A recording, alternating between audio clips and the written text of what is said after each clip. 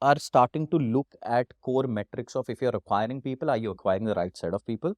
The right set of people also is an indication of what kind of brand equity strength you have in the market. Let's just double click on this. Yeah. I'm a new brand CMO, consumer brand play at a certain scale, certain, product portfolio, certain level of maturity, acceptance in the market. Some PMFs here and there established, perhaps lifetime value still is problem to solve. Now I need to deal with this whole decision making on designing my organization, perhaps doing some stuff in-house, perhaps giving to an agency. How do I decide whether they're the right, let's say, approach to take, people to do business with, what KPIs to solve for? Because that's a critical juncture at which either I can go the right path and do a good job, eventually scale up a sensible business, or this can just be a battle I'll keep fighting without much success. So what are the things that you've seen happen which are the logically so a lot of people have burned their fingers. Absolutely. There is no right answer to this. I'm sorry, but there'll be a bunch of boxes to you. But I'll tell you broadly what a good framework is. Right. If that helps. Yeah, that does help. And also, by the way, cards on the table, I'm not a big fan of the agency model. I'm personally not a big fan of the agency model because I think at the end of the day, you need to build core capacity in-house. Right? Yeah, I mean, but when you can't build it, then you rely that's why there's a life stage. Yeah. Whatever. So you rely on external support, and I'm not taking away from the agency. It's just that at some stage you need to just build that capacity in-house. Well, right? Fair enough. But if you have to choose an agency partner, then I think there are two questions that you should ask yourself. One, am I okay to let go of control? And it's not so much about choosing the right partner; it's about letting the partner do the job that they have to do. So a lot of times what I have seen or potentially experienced also in some form is that you are so not ready to let go of control that after a while the agency doesn't become someone who is consulting you. They become someone who's just doing it for you. So you become an execution partner, you don't really become a consultative partner, and that's where you sort of lose out on what potentially the agency can bring as value to the table. So that's one. My contention also happens when it comes to agencies. Typically, when it comes to the sales pitch, the guy who's selling versus the guy who's actually delivering on the account tends to be very different. Correct. So the whole quality of execution versus consulting, and that's where the question of what to demand from your agency becomes. What metrics do you demand? So you said ROAS margin. So all of that is, I think that's, people are smart enough. People know that they have to.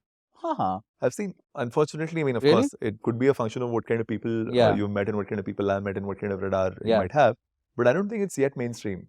And that's what I'm trying to make sure that, if you I think if I have to look at an agency, one, I will look at the size of the agency depending on my size. I don't want to be a very small player in a large agency.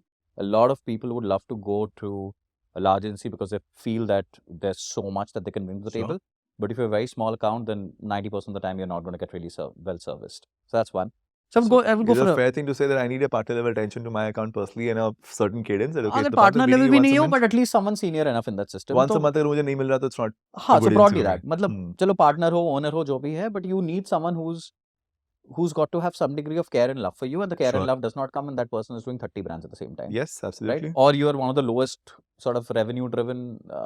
So if you're small, find somebody your size equivalent. Slightly bigger. Just slightly bigger. Right? So that's number one. Second is that what are you really good at and what are they really good at? Now, as a founder, you might be fantastic, and I've seen this. Okay, founders are very good at a few things. Very good at a few things.